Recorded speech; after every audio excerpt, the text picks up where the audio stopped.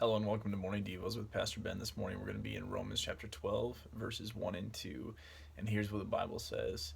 And so, dear brothers and sisters, I plead with you to give your bodies to God because of all he has done for you. Let them be a living and holy sacrifice, the kind he will find acceptable. This is truly the way to worship him. Don't copy the behavior and customs of this world, but let God transform you into a new person by changing the way you think. Then you will learn to know God's will for you, which is good and pleasing and perfect. Verse 2 here challenges us not to copy the behavior and customs of the world, but to let God transform us into new people by changing the way we think. This is language that the New Living Translation uses.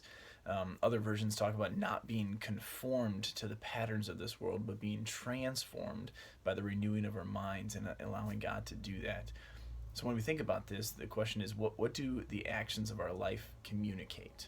If we played the movie of our lives over the past few days, and does our behavior reveal that we are copying the patterns of this world, or are we letting God transform our minds by changing us into new people, transforming us?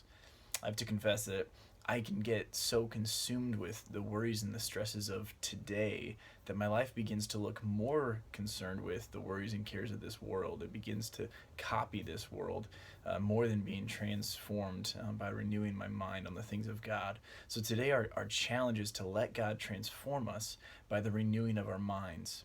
Our minds are renewed in his presence, in the study of his word, and a commitment to follow his commands.